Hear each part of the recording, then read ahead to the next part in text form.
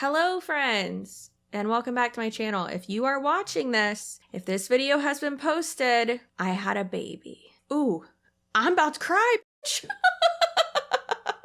Oh God. Well, that got me. Wasn't expecting that. Oh Lord. Ethan's probably just like shaking his head like, girl, why do you gotta make this video? You're gonna make yourself cry. This week, I am 9 months pregnant. If you know anything about pregnancy or the human body, you know that we're actually pregnant for like 9.5 months, 10 months, whatever. So my due date is July 20th. It is June 23rd right now.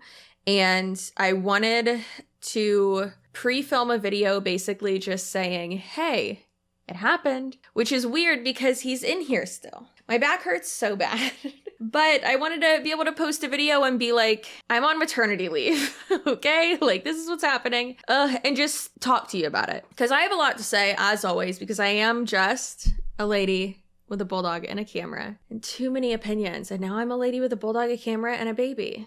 I never say a baby because, like, I have a husband too, and I don't want to mention him. I love him, but I don't want to mention him.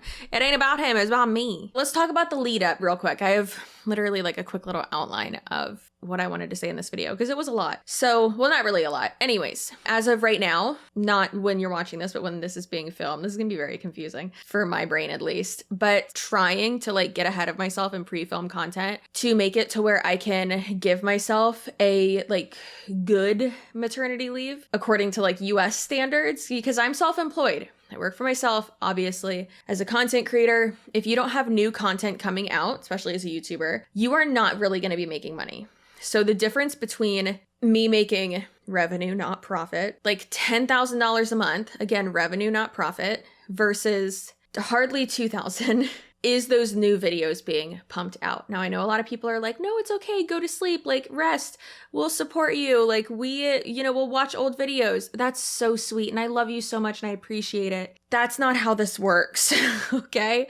I have to have new videos coming out to be able to keep my revenue up, but also to appease the algorithm. If I just stop posting, the algorithm will just end my channel. I don't think that my channel would survive me not posting for 2.5 months, honestly.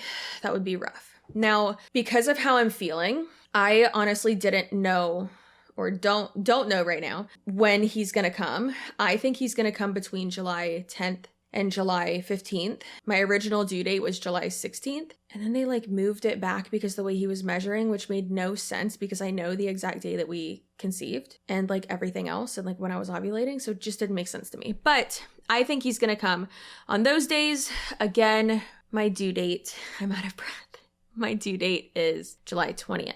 So I appreciate y'all, but I've been trying to batch film just so much and it has been very stressful. It has been giving me a lot of anxiety, but I showed it on a live stream today. I made a little, well, I printed this out from, it was like pre-made, but it's my maternity leave calendar, which is so cute.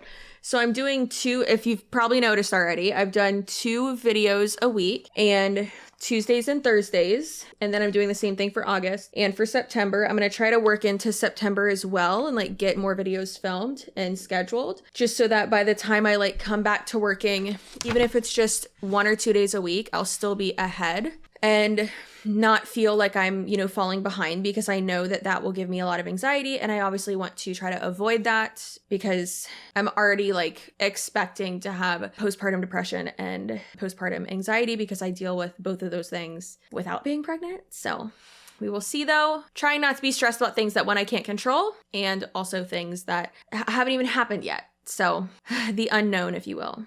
So I just wanted to say that I really do appreciate y'all and you being so supportive, not only of me just working so hard to, keep this content up and trying to prepare so much, but then also supportive of like me being so open where I can and where I feel comfortable regarding, past miscarriages that we've had, past chemical pregnancies that we have, which I didn't realize a lot of people don't know, but my juniper tattoo, it's a juniper sprig. So I originally got it because it kind of symbolizes, like I went to a therapeutic wilderness program when I was in high school and there were juniper trees all over southern Utah, and that's where I lived in the woods. And juniper is also like the goddess of like fertility or something like that. And so I have 5 juniper berries on it. And those symbolize the miscarriages that we've had, or chemical pregnancies. But hey, a chemical pregnancy is still a miscarriage, so it counts. Thing is, though, is that I have to have my tattoo artist in August when I go see him add another berry, because we had one in October, like after I had already gotten this. Plus, I usually just say that we've had 5 miscarriages instead of 6, because like it sounds less spooky and like less sad. So yeah, so that happened. That was all, and I've talked about that before, but that was all throughout my 20s, a little bit into my 30s. And it was hard. It sucked. And even though we actually weren't trying actively to have a baby, we were just practicing, you know, giving it the good old college try, just being irresponsible, basically. We were already married and could afford it, so it wasn't irresponsible at all. But then we actually started trying in 2022. We tried in May, June, July, and August. And that last time, right? That last time we got pregnant, then we lost it in October. And that was rough. And I remember coming home from date night and I was crying. So I was pretty sure, because it was 7 weeks and 2 days, and I was pretty positive that we were going to lose it because I had been feeling cramps in my legs. And I was like, you know what? So you could tell it had happened many times. I was like, I'm over this. Like, I'm so done with this. Like, let's go to date night. Let's have fun. Like, I need to be distracted. And Tony was like, okay. And I was like, it's probably not going to happen until tomorrow anyways. And he was like, all right. So we went to dinner. His sister and brother-in-law came with us. And then we went to a bar afterwards and like met a bunch of our friends there. And I remember going to the bathroom and being like, I need a tampon because I'm bleeding everywhere. So then we went home. And I know this is too much information. I don't care. It's fine. And I was crying on the way home because I was like, I'm done trying. I was like, I can't do this anymore. And I'm really sorry. And I'm not going to cry. And I remember asking, like, are you sure that, you know, I'm enough for you? And like, just me and the dog are enough for you? And Tony was like, of course. Like, he's like, I can't really do it again either. And we just agreed we were not going to try anymore, like actively, and basically just meaning like, I'm going to stiff arm you when I'm ovulating. I was actually thinking about getting like an IUD or something. And then I was like, I don't want to get an IUD. IUD's stuck. Yeah. I was just going to, you know, really track everything and make sure that like we didn't get pregnant, because I couldn't go through it again. After that, I thought that my body was going to have to regulate, like that I was going to have to, because usually what'll happen is, you know, your body has to get back in sync. You know, would have a period again, and then you would ovulate after that. Well, my body decided to ovulate like a week or 2 after that. And Tony was on a hunting trip with my brothers, my brother-in-law, and my dad, and he came home on our 7-year wedding anniversary. I picked him up from the airport, bang, bang, boom, and I didn't realize I was ovulating, and we got pregnant, and I was terrified. I was absolutely terrified, and 7 weeks and 2 days happened, and we'd never made it past that point before, and we did, and so we felt like we could breathe. And then Tony was like, oh, well, we need to have the first ultrasound. Then like we can really breathe. And I was like, yeah, okay. So then we did. We heard the heartbeat. We saw it. Everything was great. The baby was healthy. And then we were like, okay, we need to go through the genetic testing. Well, okay. We need to wait till after the first trimester. And I feel like really when I like felt him kick for the first time, and, you know, like learn that he's a boy, you know, really felt like I could like really, really breathe and like let myself get excited. And I had kind of said before regarding like sharing that I was going to like pull a Kylie Jenner and like not let anyone know that I was pregnant and all that. But after realizing how isolating pregnancy can be and how much it sucks, I didn't want to not use my platform and my influence to be able to, you know, break down those taboos, just like I have with miscarriages. So, and like mental health in general. So yeah, I have been open about it. I've been open about like how I do feel really sexy sometimes, about how weird skin tags are and hemorrhoids and all these other weird things that happen when you're a stinky mommy. Tony literally looked at me one day and he's like, what is that? And I was like, what? And he's like, is that you? He's so sweet. And I was like, I don't know. And he's like, how do you not smell that? Like, please go somewhere. Yeah, it's been a journey. Hormones are crazy. The bodies are weird. I also didn't want the fear of, you know, having people know about me being pregnant, or like just people on the internet being crazy and having opinions and things like that.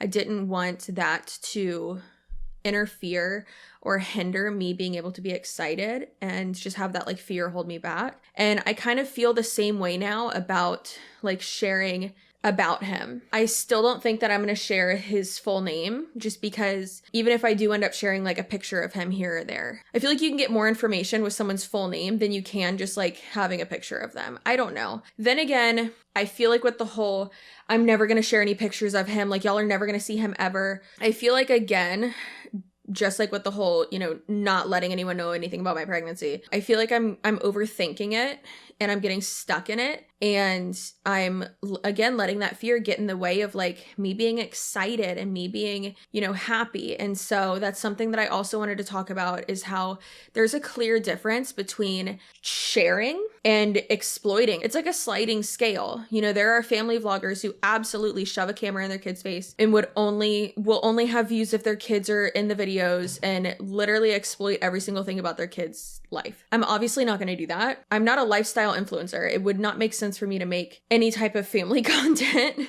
Like, that's just not how that works. There, you know, there's that end of the spectrum. And then there's also, you know, someone who's in the middle, like a content creator, Christy, Raw Beauty Christy. She shares her kid like from the back and like doesn't show his face. And she said his name before, but you know, a lot of people don't know their last name. So they only knew like, you know, his first name. And she still to this day, like doesn't really say his first name anymore and like won't show his face, which I respect the shit out of. That's great. But I think it's important to understand like everyone's going to do what they want to do. And it's okay for people to change their mind. I don't know. I just don't want it to hold me back from being able to like enjoy things and take a picture. And I just don't want that fear of like, oh my gosh, well now there's going to be like people like selling pictures of my kid, which I'm not going to take like nefarious pictures or footage of my kid ever. Like what? And then there's people on like the other end of the spectrum who, you know, you don't even know they have a kid. You don't even know that person's real name. Or like Desi Perkins, like she shares videos and pictures of her family and of her kids and her husband. Or Nicole Guerrero, she, you know, went from being strictly like a makeup influencer to now lifestyle.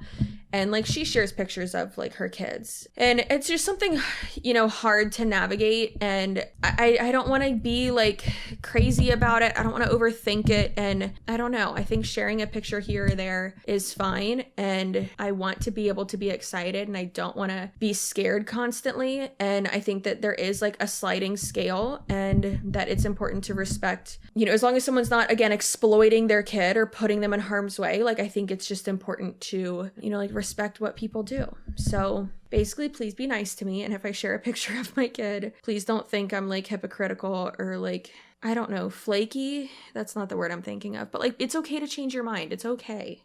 This video has been weird, I know, but I just wanted to share and like kind of make an announcement that like, hey, I made a baby and it came out of me. I had a kid. So yeah, I appreciate you guys a lot. Y'all have been so sweet. The comments that we've gotten and just like the way y'all are like so, I'm about to cry again.